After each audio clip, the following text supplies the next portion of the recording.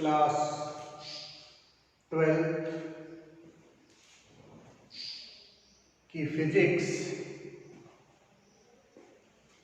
Lecture 7 के रूप में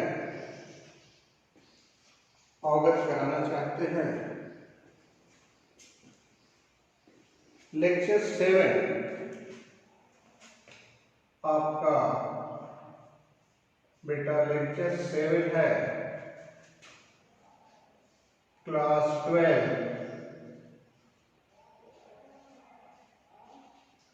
इलेक्ट्रोस्टैटिक्स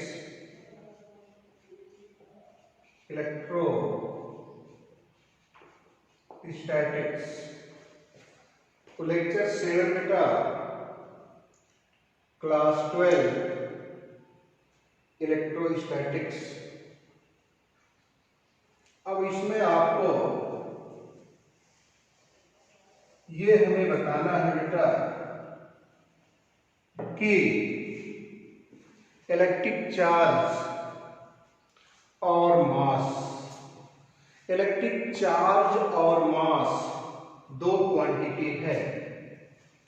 इन दोनों में क्या डिफरेंस है, आज हम उसके बारे में बेटा चर्चा करेंगे। तो आप हेडिंग डालोगे बेटा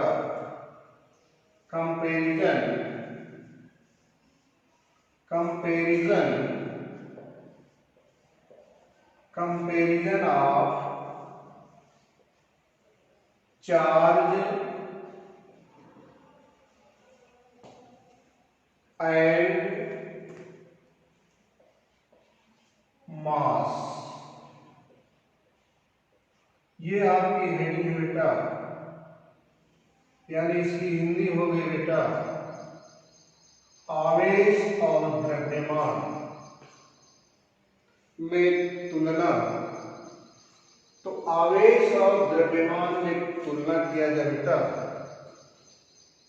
तो इसके आप नीचे लिखोगे चार्ज वर्सेस मास। आप यहां पे बेटा दो कॉलम बनाओगे, दो कॉलम बनाना होगा बेटा। यहां पे लिखोगे चार्ज, एक कॉलम में चार्ज लिखोगे और एक कॉलम में बेटा मास लिखना पड़ेगा। तो हमें चार्ज और मास में कंपैरिजन करना है, तुलना करना है। तो पहला पॉइंट आप देखो बेटा, ये जो चार्ज होता है, ये जो चार्ज होता है वो पॉजिटिव भी होता है, निगेटिव भी हो जाता है, जीरो भी हो जाता है। और ये जो मास होता है वो ऑलवेज, हमेशा प्लस होता है। तो मास बेटा जो द्रव्यमान है वो हमेशा प्लस होता है, और जो चार्ज होता है वह पॉजिटिव भी होता है, नेगेटिव भी होता है, जीरो भी होता है। जैसे पॉजिटिव के रूप में बेटा चार्ज प्रोटॉन है, निगेटिव के रूप में बेटा इलेक्ट्रॉन है। उदासीन जिसमें कोई चार्ज नहीं है, कोई आवेश नहीं है बेटा, वह न्यूट्रॉन है। और मास जो होता है बेटा हमेशा पॉजिटिव होता है। ये कभी नहीं कह सकते हो कि -2 kg, -3 kg। आप मार्केट में जा रहे हो तो कहोगे कि -2 kg टमाटर दे दीजिए। तो ये लैंग्वेज, ये भाषा आपकी गलत है। आपको 2 kg कहना होगा, न कि -2 kg। कभी भी मास जो है माइनस नहीं हो सकता है। आप चार्ज को कहोगे तो चार्ज प्लस होता है, माइनस भी होता है, जीरो भी होता है, लेकिन जो मास होता है बेटा हमेशा प्लस होता है, पॉजिटिव होता है। तो पहला पॉइंट लिखो बेटा, चार्ज वाले में पहला पॉइंट आपका होगा, तो तो चार्ज में लिखेगा यह धनात्मक, ऋणात्मक व शून्य होता है, यानी charge can be positive, negative and zero. Charge can be positive, negative and zero. Mass में पहला पॉइंट लिखोगे बेटा, मास में, द्रव्यमान में देखिए, मास में पहला पॉइंट, ये हमेशा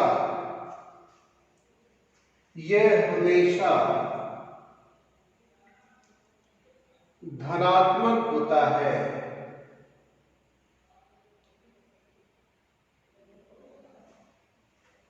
यानी आप लिखोगे मास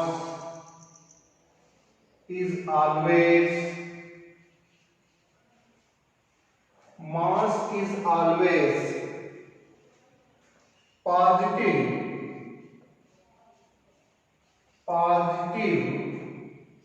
quantity. Mass is always positive quantity. तो आपने दोनों का देख लिया बेटा, पहला पॉइंट। अब आपको दूसरा पॉइंट लिखना होगा। दूसरा पॉइंट में क्या है बेटा, ध्यान से देखिएगा, समझिएगा, ये पॉइंट वेरी वेरी इंपॉर्टेंट। ये पॉइंट आप देख लो, इंपॉर्टेंट है।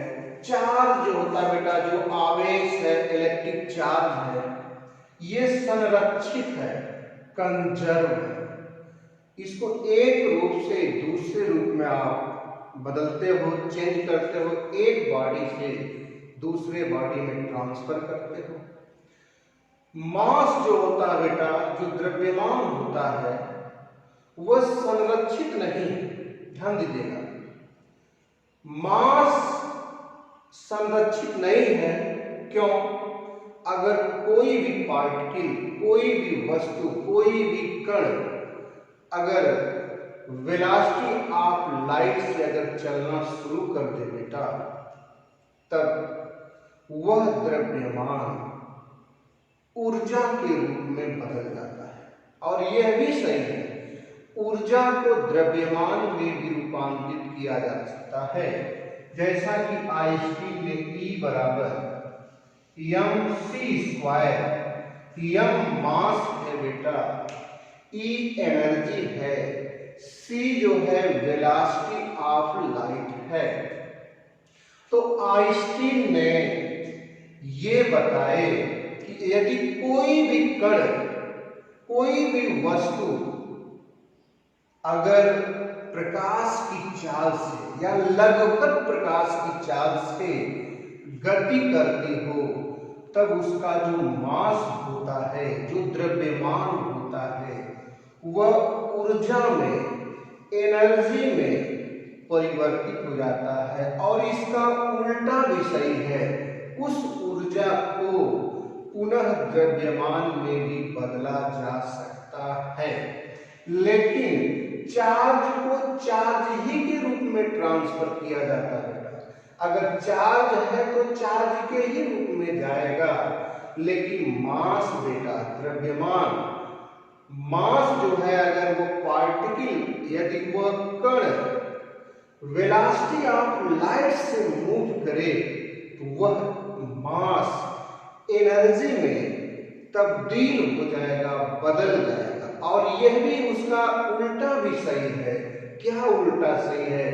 वह एनर्जी पुनः मास में कन्वर्ट हो जाएगी। यहाँ दो रूप हुआ बेटा, एक मास, फिर एनर्जी, फिर एनर्जी से मास। लेकिन चार्ज में क्या होगा बेटा, अगर चार्ज है तो तो ट्रांसफर होगा तो चार्ज में ही ट्रांसफर होगा, लेकिन मास शर्त है, कंडीशन है, अगर पार्टिकल वेलोसिटी ऑफ लाइट से मूव करे, चले, तो वह मास जो है एनर्जी में तब्दील हो जाएगा, बदल जाएगा, ट्रांसफर हो जाएगा। इसका उल्टा भी सही है, ऊर्जा जो है पुनः मास में कन्वर्ट हो जाएगी। तो दूसरा पॉइंट लिखोगे बेटा चार्ज में लिखिएगा, यह संरक्षित रहता है, यह संरक्षित रहता है, यानी उसके नीचे लिख सकते हैं charge is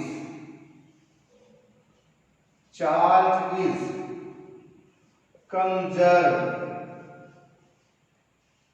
charge is conserve, यानी चार्ज संरक्षित रहता है। इसमें लिखिएगा बेटा दूसरा पॉइंट मास वाले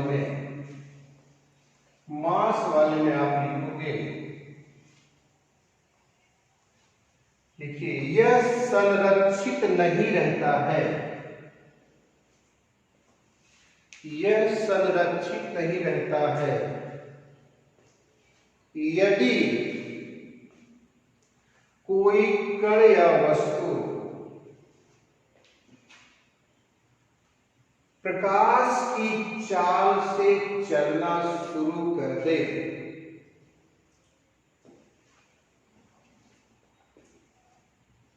तब वह द्रव्यमान आइंस्टीन के अनुसार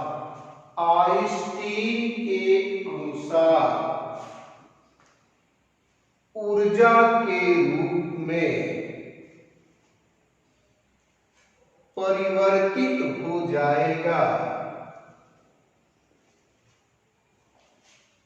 इसका उल्टा भी सही है कि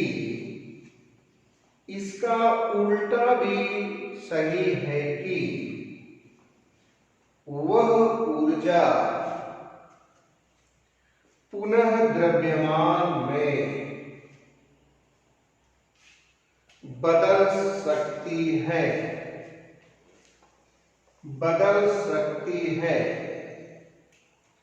तो मास में अर्थात ऐसे लिख सकते हैं बेटा, उसी के नीचे mass is not conserve,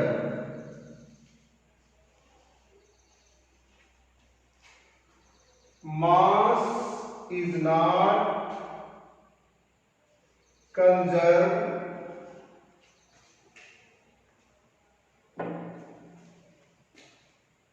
also may be converted into energy and vice versa,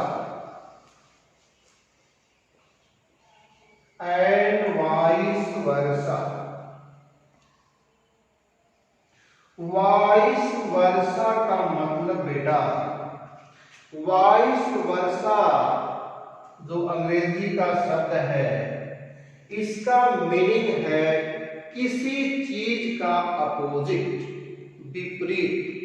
जैसे कह दिया जाए कि मास एनर्जी में बदल जा रहा है, तो इस सेंटेंस को लिख दोगे तो उसका उल्टा का मतलब हुआ बेटा कि एनर्जी को मास में बदला जा सकता है। यानी वाइस वर्सा का अर्थ है किसी सेंटेंस का अपोजिट। कोई कह दिया जाए एक बालक पूरब से पश्चिम की तरफ जा रहा है और फिर लिख दिया जाए वाइस वर्सा, इसका मतलब कि वह बालक पश्चिम से पूरब भी आ सकता है। तो इसका मतलब वाइस वर्सा का मतलब बेटा ठीक अपोजिट। तो कहने का मतलब आइंस्टीन से E बराबर mc स्क्वायर। तो E को ऊर्जा में बदल दिए बेटा, तो एनर्जी भी आपका मास को एनर्जी में आपने बदल दिया बेटा, तो एनर्जी को पुनः मास में बदल सकते हैं। यानी उसके नीचे अर्थात आप लिख सकते हो बेटा, क्या लिख सकते हो कि एनर्जी, ये मास है बेटा, मास जो कन्वर्ट हुआ है एनर्जी में, इसका अर्थ क्या हुआ कि मास को एनर्जी में बदल सकते हो और एनर्जी को मास में। इसी सेंटेंस को हम लिखते हैं वाइस वर्सा, ठीक अपोजिट, ये वाइस वर्सा। और ये तभी संभव है, पार्टिकल जो है, इफ पार्टिकल मूव करता हो,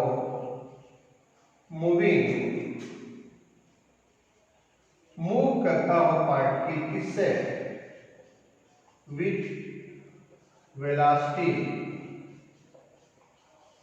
3 × 10⁸ मीटर पर सेकेंड। तो मास एनर्जी में कन्वर्ट तभी होगा जब कोई भी पार्टिकल, कोई भी कण बेटा प्रकाश की चाल से गतिमान, और जब मास को एनर्जी में आपने बदल दिया तो पुनः जो है एनर्जी को आप मास में बदल सकते हो। तो ये चार्ज और मास के दो अंतर यहां पे हो गए। तीसरा अंतर देख लो बेटा, इलेक्ट्रिक चार्ज जो बेटा है ये व्युत्पन्न राशि है। मूल राशियां आपके पास 7 हैं, मूल राशियां आपके पास 7 है बेटा। मास है, इलेक्ट्रिक करंट है, टेम्परेचर है, ल्यूमिनस इंटेंसिटी है, ऐसे करके आपके पास 7 फंडामेंटल क्वांटिटीज हैं, राशियां हैं। तो इलेक्ट्रिक चार्ज जो बेटा है वो व्युत्पन्न राशि है, इनवर्स क्वांटिटीज है, जबकि मास जो बेटा मूल राशि है। तो इलेक्ट्रिक चार्ज में आप लिखोगे तीसरा पॉइंट, यह एक व्युत्पन्न राशि है, यह एक व्युत्पन्न राशि, इनवर्स व्युत्पन्न राशि है। इसके माने व्युत्क्रम, जो व्युत्क्रम का मतलब हुआ बेटा जो मूल राशि से प्राप्त होता है। तीसरा पॉइंट मास में लिखेंगे, यह एक मूल राशि है, मास वाले में यह एक मूल राशि है। मास में लिखिएगा फंडामेंटल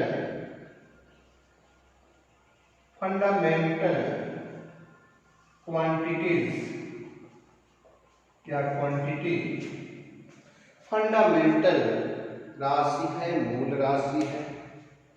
आपने 3 अंतर लिख दिया बेटा।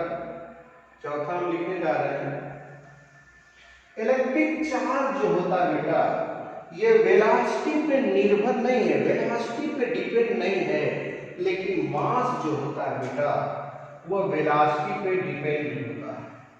चौथा पॉइंट मास में पहले समझ लीजिए। तो चौथा पॉइंट आप लिखोगे चार्ज वाले में बेटा, अपने हेडिंग तो डाला है, लिखिए चौथा, यह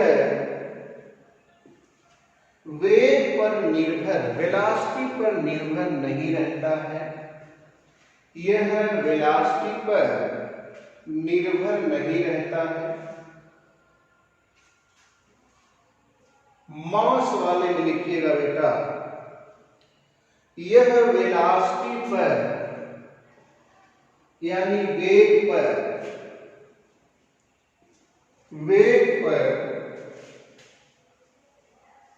निर्भर करता है या रहता है, निर्भर रहता है, जैसा कि आइंस्टीन, जैसा कि आइंस्टीन के सापेक्षता सिद्धांत, आइंस्टीन के सापेक्षता सिद्धांत से प्राप्त समीकरण m बराबर m not under root 1 minus B square by C square,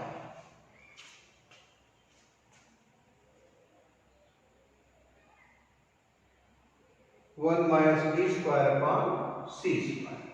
तो देखिए बेटा, ये मास जो है ये वेलोसिटी पे निर्भर है। देख लीजिए, वेलोसिटी इंक्रीज करेंगे चाहे डिक्रीज करेंगे तो इस मास में परिवर्तन आएगा। m जो है लिख लीजिए, where m kinetic mass, kinetic mass का मतलब बेटा गतिक द्रव्यमान, गतिक, और m नॉट पढ़ेंगे बेटा रेस्ट मास, विराम द्रव्यमान। m बेटा यहाँ पे काइनेटिक मास है, गतिक द्रव्यमान है, m नॉट रेस्ट मास है, विराम द्रव्यमान है, रुकी हुई अवस्था में द्रव्यमान है। c बेटा वेलोसिटी ऑफ लाइट है, v जो है पार्टिकल की वेलोसिटी है, कण का वेग है। तो ये वेग घटेगा या बढ़ेगा या इंक्रीज करोगे या डिक्रीज करोगे तो जाहिर सी बात है बेटा कि इसके मान में परिवर्तन आएगा। यानी मास जो होता है बेटा वो वेलोसिटी पे डिपेंड करता है या डिपेंड रहता है, लेकिन चार्ज बेटा, इलेक्ट्रिक चार्ज जो होता है वह वेलोसिटी पे डिपेंड नहीं करता है। m बेटा काइनेटिक मास है, m नॉट रेस्ट मास है, विराम द्रव्यमान है, ये गतिक द्रव्यमान है। ये फार्मूला आइंस्टीन ने प्राप्त किया था सापेक्षता सिद्धांत के अनुसार, आगे बताया जाएगा इसको, ये नोट कर लें। अब पांचवा पॉइंट लिखोगे बेटा, पांचवा पॉइंट चार्ज में लिखेंगे, पांचवा पॉइंट चार्ज में लिखिएगा, इसका चार्ज वाले में लिखेंगे, इसका क्वांटीकरण, क्वांटीकरण होता है, क्वांटाइजेशन, इसका क्वांटीकरण होता है, अर्थात Q बराबर प्लस माइनस Na। इसमें क्वांटाइजेशन कौन है बेटा, क्वांटम कौन है, जो E है बेटा, जो फंडामेंटल चार्ज है या एलिमेंट्री चार्ज है, मूल आवेश है, इसी को क्वांटा कहेंगे। ये क्वांटा है या इलेक्ट्रॉन है, इसीलिए कहेंगे या क्वांटम कहेंगे। ये आपका क्वांटम, इसीलिए इसको कहते हैं क्वांटाइजेशन। तो आपने पुनः इसको लिख लें, इसका क्वांटीकरण होता है, इसमें E को, स्मॉल e को, इलेक्ट्रॉन जो लिखा है बेटा, फंडामेंटल चार्ज लिखा है, इसमें E को क्वांटम कहते हैं, E को क्वांटम कहते हैं। अब मास में पांचवा पॉइंट लिखोगे बेटा, मास में इसका भी क्वांटीकरण होता है, इसका भी क्वांटीकरण होता है, क्वांटीकरण होता है, लेकिन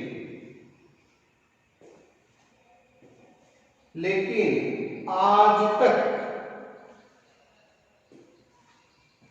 इसके क्वांटम की जानकारी, आज तक इसके क्वांटम की जानकारी प्राप्त नहीं है। आज तक इसके क्वांटम की जानकारी प्राप्त नहीं है। इसको समझा दे बेटा। जैसे चार्ज में ई जो है वो क्वांटम है, मास में क्या है आप लिखोगे 2 kg, 3 kg, 5 kg। इसमें कोई निर्धारित चीज नहीं है, देखिए 2, 3, 5 बदल रहा है, ये तो यूनिट है, ये तो मात्रक है, इससे लेना देना नहीं है। यहाँ कोई फिक्स कोई चीज रहती है बेटा, इलेक्ट्रॉन रहता है, चाहे प्रोटॉन रहा होता, चाहे जो भी किसी चीज में, जैसे उसमें क्या था 1 इलेक्ट्रॉन, 2 इलेक्ट्रॉन, 3 इलेक्ट्रॉन, ये क्वांटम कहलाता है इलेक्ट्रॉन। लेकिन इसमें तो ये यूनिट है, ये मात्रक है, कोई संख्या अलग से नहीं है। यहाँ पे कोई संख्या अलग से नहीं है, इलेक्ट्रॉन, प्रोटॉन, न्यूट्रॉन, ये तो मात्रक है। इस मात्रक क्वांटम नहीं कहते हैं, ये इलेक्ट्रॉन है, इसको हम क्वांटम कहते हैं। इसलिए यहाँ पे क्वांटम है या नहीं है इसका अभी हमें जानकारी प्राप्त नहीं है, लेकिन है, क्वांटम है। क्वांटम क्यों है? जो 1, 2 लिख रहे हो बेटा, ये भी क्वांटम होता है। ये जैसे n की वैल्यू 1, 2, 3, 4, ये सब क्वांटम है। लेकिन एक चीज इसमें ये चीज नहीं मिल रहा है, आवेश में ये चीज मिल रहा है, इलेक्ट्रॉन, सब में इलेक्ट्रॉन। कोई भी इलेक्ट्रॉन, कोई भी आवेश का आदान प्रदान होगा, किसी भी आवेश का आदान प्रदान होगा तो इलेक्ट्रॉन के रूप में है। लेकिन इसमें कहा आप कहोगे 1, 2, 3, 4, 5, 6 kg, ये कह सकते हो, 1, 2, 3, 4, 5 ग्राम कह सकते हो, किलोग्राम कह सकते हो, मिलीग्राम कह सकते हो। तो बदल रहा है कि नहीं, किलोग्राम, मिलीग्राम, ग्राम बदल रहा है। लेकिन इसमें देखो ये फिक्स है इलेक्ट्रॉन, तो 1, 2, 3 ये भी क्वांटम है, लेकिन ये वैल्यू जो है इसमें नहीं है, वही अज्ञात है। इसमें दोनों चीज मालूम है, 1, 2, 3, 4 ई भी मालूम है, इसमें 1, 2, 3, 4 मालूम है मास वाले में, लेकिन इसकी जगह वो चीज मालूम नहीं है। तो आगे की समझ में आ गया होगा। अब आगे हम चलते हैं। इस हेडिंग के बाद बेटा क्लासिफिकेशन ऑफ मेटल्स, सब्सटेंसेस। तो आप हेडिंग डालेंगे क्लासिफिकेशन,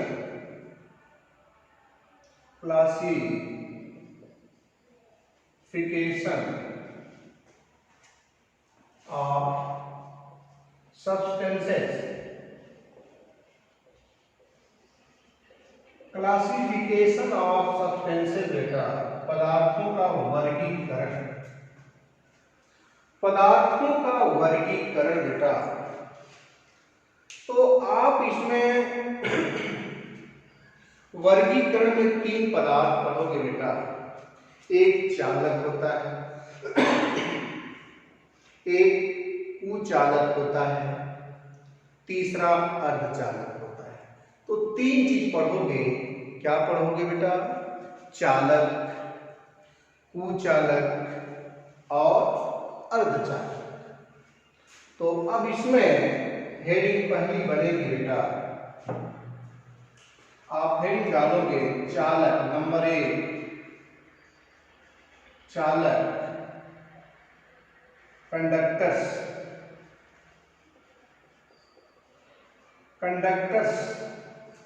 चालक पहला पॉइंट। चालक में क्या होता है बेटा? चालक में जैसे एल्यूमिनियम है, चांदी है, तांबा है, आयरन है, सोडियम है, वे पदार्थ जिसमें फ्री इलेक्ट्रॉन, स्वतंत्र इलेक्ट्रॉन बेटा। स्वतंत्र इलेक्ट्रॉन का मतलब होता है जो नाभिकीय बल से, जो एटम के न्यूक्लियस से वो इलेक्ट्रॉन मुक्त हो, बंधे न हो, फ्री हो, घूमने के लिए फ्री हो, रैंडम मोशन करते हो, तो ऐसे इलेक्ट्रॉन को हम फ्री इलेक्ट्रॉन कहते हैं, मुक्त इलेक्ट्रॉन कहते हैं। और उन्हीं के कारण जो चालकों में करंट प्रवाहित होती है। जितनी संख्या में मुक्त इलेक्ट्रॉन, फ्री इलेक्ट्रॉन रहेंगे बेटा किसी भी चालक में, उतना ही तेजी से इलेक्ट्रिक करंट जा सकती है। तो इसमें क्या होता है बेटा, इसमें ऐसे पदार्थ जिसमें फ्री इलेक्ट्रॉन का मतलब जो एटम के न्यूक्लियस से बंधे न हो, घूमने के लिए स्वतंत्र हो, वे इलेक्ट्रॉन बहुत बड़ी संख्या में हो, अधिकतम हो, और ऐसे पदार्थों में इलेक्ट्रिक करंट बहुत आसानी से, बहुत सुगमता से प्रवाहित हो, तो ऐसे पदार्थ को हम चालक कहते हैं। तो लिखिए परिभाषा, वे पदार्थ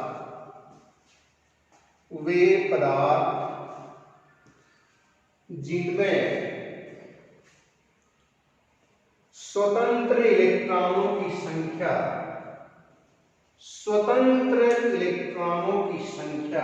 नंबर ऑफ फ्री इलेक्ट्रॉन्स, स्वतंत्र इलेक्ट्रॉनों की संख्या अधिकतम हो और इस प्रकार के पदार्थों में विद्युत धारा आसानी पूर्वक प्रवाहित हो, तब इस प्रकार के पदार्थ को चालक कहते हैं। तब इस प्रकार के पदार्थ को चालक कहते हैं।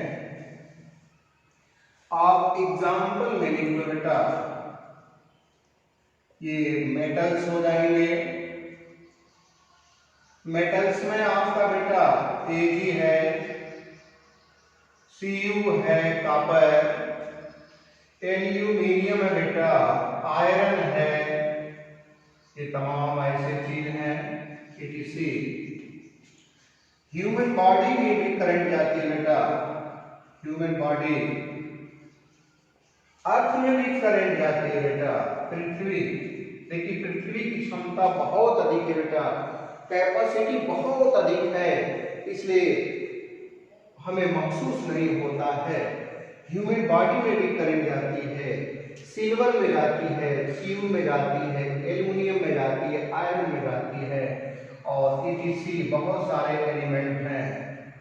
तो ये विद्युत के क्या है, सुचालक हैं या चालक कह सकते हैं बेटा। इसमें करंट बहुत अच्छी प्रकार से जा सकती है। कारण क्या है, इनमें फ्री इलेक्ट्रॉन, जो स्वतंत्र इलेक्ट्रॉन है, बहुत ज्यादा पाए जाते हैं। तो उसी के नीचे इसकी इंग्लिश में आप डेफिनेशन लिख लें बेटा, इंग्लिश में आप डेफिनेशन इसकी लिख लो, these are the substances,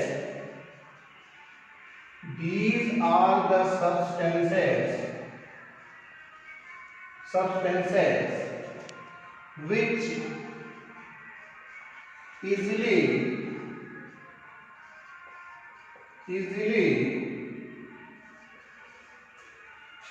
easily allow माने प्रवाहित होना, आज्ञा, allow electricity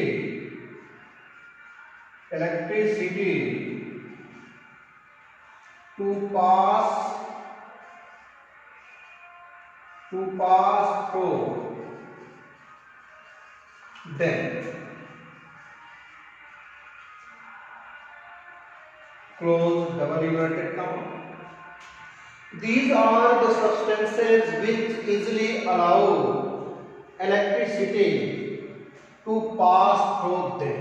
यानी इसका अर्थ हुआ बेटा, ऐसे पदार्थ जिसमें इलेक्ट्रिक करंट सुगमता से, अच्छी प्रकार से प्रवाहित हो सके, तो ऐसे पदार्थों को हम सुचालक या चालक अर्थात कंडक्टर कहते हैं। आप इतना लिख लिए होंगे। अब इसमें क्या होता है बेटा, अभी दूसरा पॉइंट हम बताएंगे। इसमें आप नोट लिख लीजिए, पहले नोट लिखिए तो हम फिर दूसरा पॉइंट बताएंगे बेटा। तो नोट में आप लिखेंगे पहला पॉइंट, देखिए जो इलेक्ट्रॉन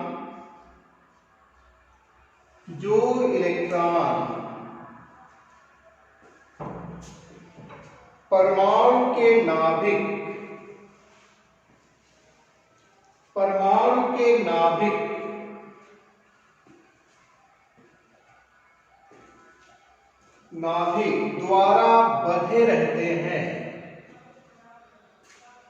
द्वारा बंधे रहते हैं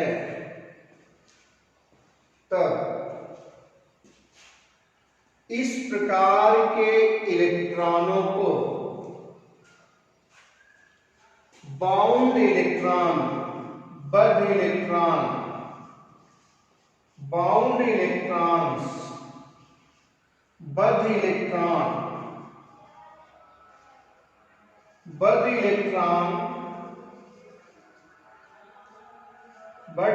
इलेक्ट्रॉन्स कहते हैं। और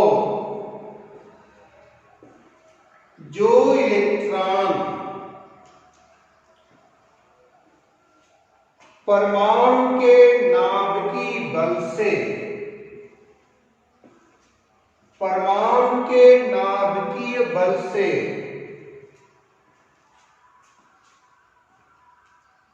बंधे नहीं रहते हैं तब इस प्रकार के इलेक्ट्रॉनों को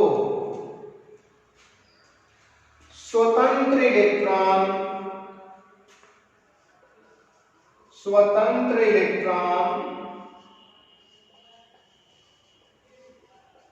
या मुक्त इलेक्ट्रॉन, स्वतंत्र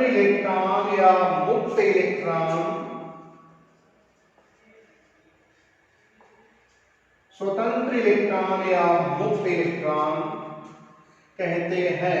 फ्री इलेक्ट्रॉन्स कहते हैं। आपको समझ में आ गया होगा बेटा। तो जो इलेक्ट्रॉन बंधे नहीं रहते न्यूक्लियर फोर्स से, उसको हम फ्री इलेक्ट्रॉन्स कहते हैं। और जो इलेक्ट्रॉन न्यूक्लियर फोर्स से, एटम के न्यूक्लियर फोर्स से बंधे होते हैं बेटा, बंधे होते हैं, उसको हम बाउंड इलेक्ट्रॉन्स कहते हैं। तीसरा पॉइंट लिखिएगा। तीसरा पॉइंट में यह बेटा, जिस चालक में, जिस कंडक्टर में फ्री इलेक्ट्रॉन ज्यादा होंगे उसमें इलेक्ट्रिक करंट बहुत आसानी से, बहुत तेजी से जाती है। तो लिखिए, जिन धात्विक पदार्थों में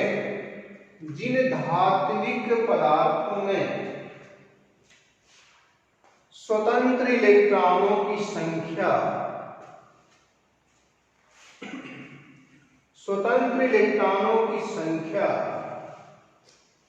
अधिकतम पाई जाती है, तब उसमें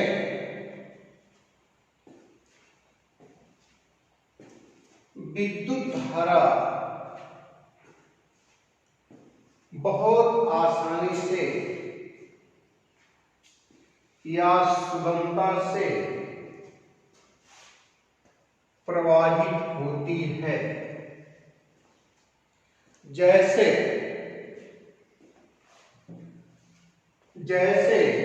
चांदी, सिल्वर, एजी में स्वतंत्र इलेक्ट्रॉनों की संख्या सबसे अधिक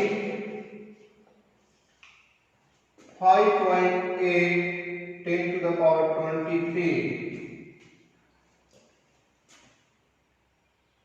प्रति घन सेंटीमीटर प्रति घन सेंटीमीटर, यानी चांदी के 1 घन सेंटीमीटर का मतलब बेटा चांदी का कोई टुकड़ा लिया जाए जिसकी लंबाई 1 सेंटीमीटर, चौड़ाई भी 1 सेंटीमीटर और ऊंचाई भी 1 सेंटीमीटर या मोटाई 1 सेंटीमीटर, तो उतने चांदी में इतने इलेक्ट्रॉन पाए जाते हैं और इसकी काउंटिंग करना आसान नहीं है, बहुत ज्यादा है। तो सिल्वर में बेटा चांदी में सबसे ज्यादा फ्री इलेक्ट्रॉन पाए जाते हैं, इसलिए हम कह सकते हैं बेटा कि जो चांदी होता है विद्युत का, इलेक्ट्रिक का सबसे अच्छा सुचालक है या चालक है।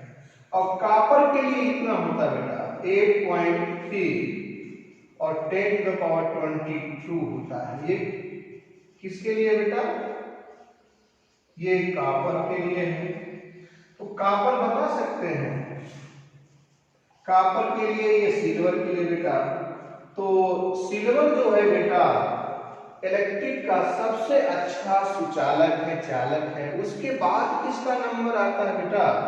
ये कॉपर का, तांबा का, जिसमें आपके फ्री इलेक्ट्रॉन है बेटा 8.5 × 10⁻22 प्रति घन सेंटीमीटर का मतलब आप समझ गए होंगे। यानी कॉपर लिया जाए, उसकी लंबाई 1 सेंटीमीटर, चौड़ाई 1 सेंटीमीटर, मोटाई भी 1 सेंटीमीटर, तब उसमें हम देखें तो इलेक्ट्रॉनों की संख्या इतनी पाई जाती है। तो आप लिख लिए होंगे बेटा। तो चांदी विद्युत का सबसे अच्छा सुचालक है या चालक है, तथा तांबा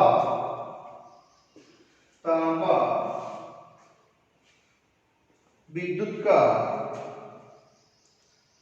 दूसरा सबसे अच्छा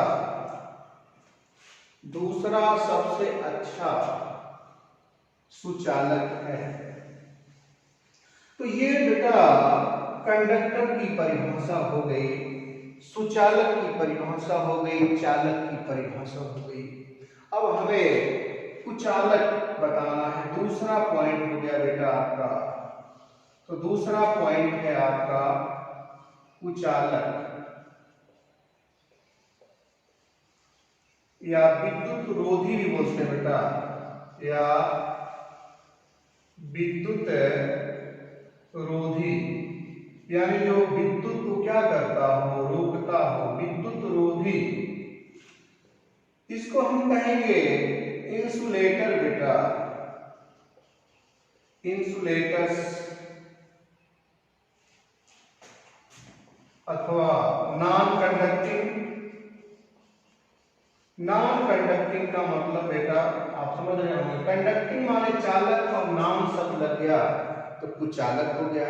चालक के पहले एक कुछ कर देंगे, कुचालक हो जाएगा। इंसुलेटर्स क्या होता है बेटा? इंसुलेटर्स क्या होता है? जिसमें इलेक्ट्रिक करंट फ्लो नहीं होती है, बिल्कुल करंट नहीं जाती है, तो उसको हम कहते हैं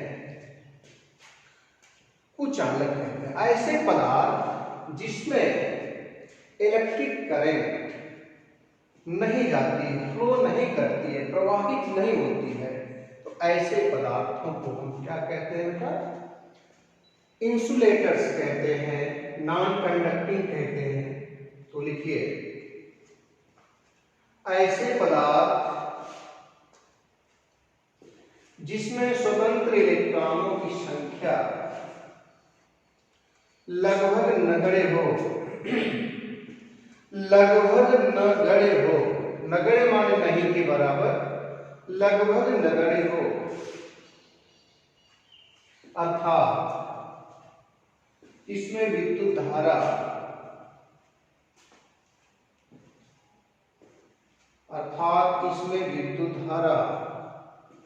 प्रवाहित न हो, तब इस प्रकार के पदार्थों को क्या कहते हैं बेटा? कुचालक या विद्युत रोधी पदार्थ कहते हैं। कुचालक या विद्युत रोधी पदार्थ कहते हैं।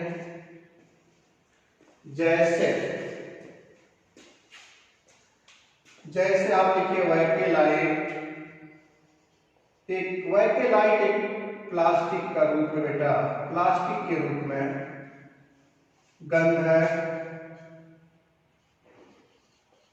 गंधक वही सल्फर,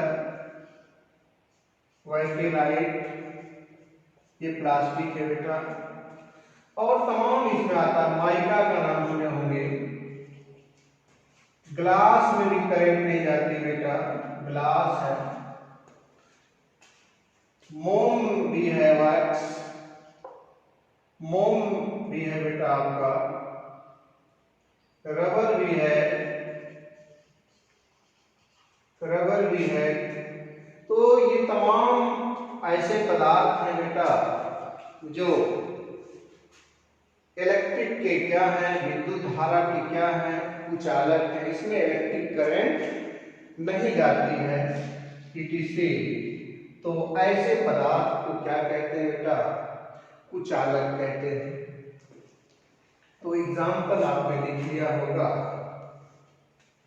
तो अब इसमें देखिए क्या होगा,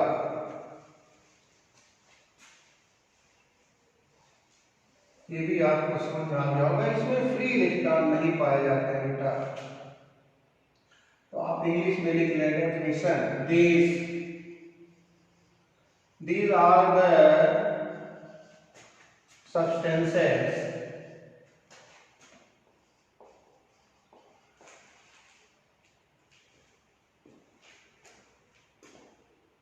which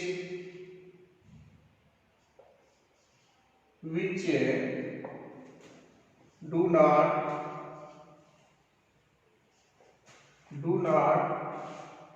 flow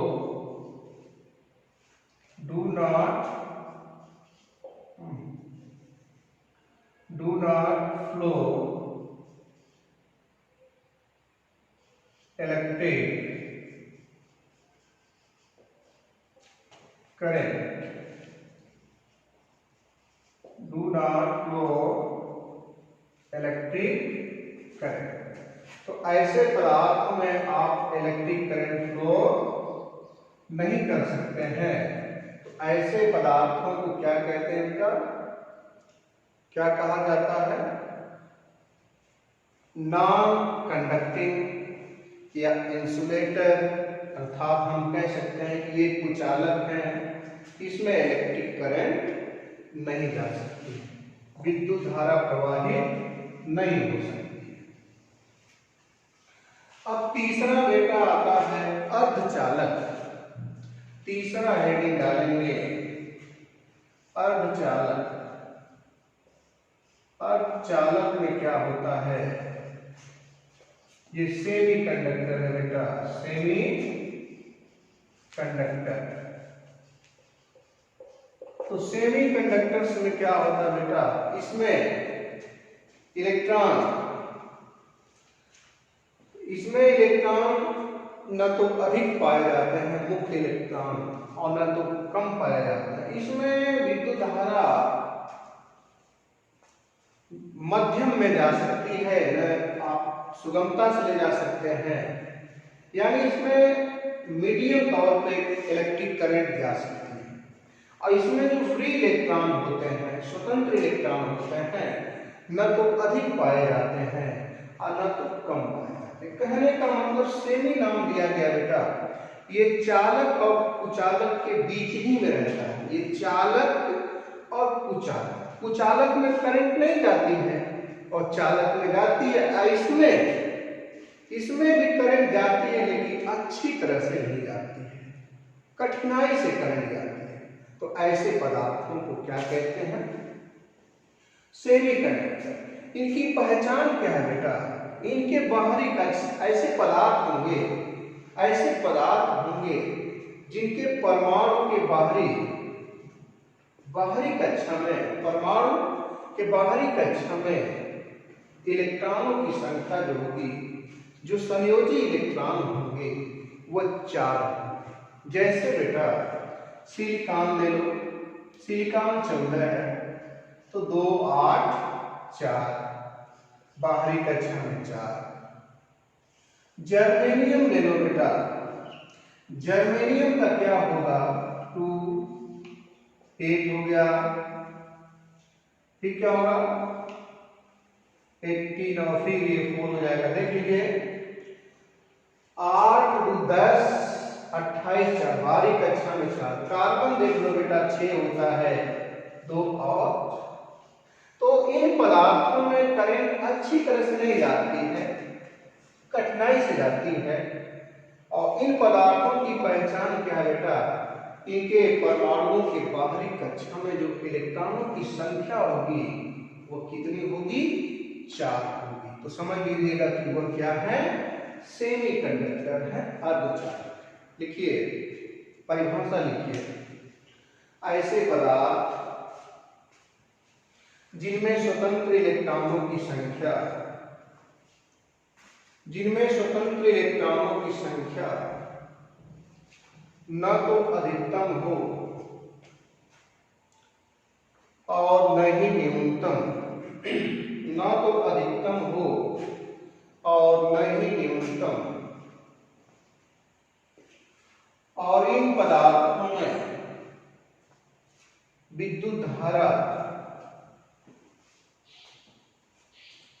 आसानी से नहीं बल्कि कठिनाई से प्रवाहित होती है, आसानी से नहीं बल्कि कठिनाई से प्रवाहित होती है, तब ऐसे पदार्थों को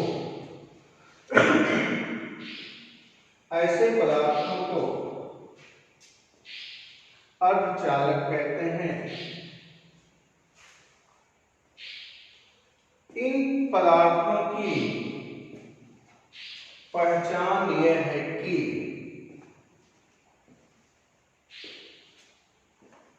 इनके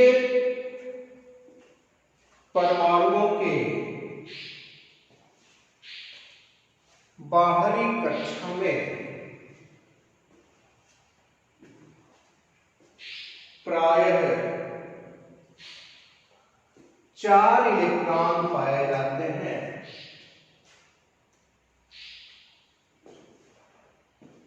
जैसे सिलिकॉन, जर्मेनियम, कार्बन इत्यादि। इसको आप नोट करें बच्चों।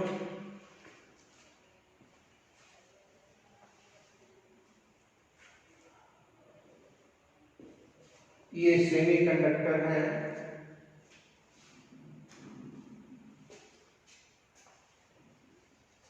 ये चालक और कुचालक के बीच में होते हैं। तो इसकी भी इंग्लिश में डेफिनेशन आप लिख लो बेटा, उसी के नीचे आप लिख लो, these are substances which lie माने बीच में, which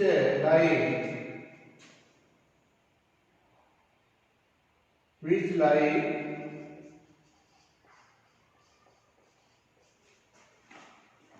conducting या कंडक्टर and insulator।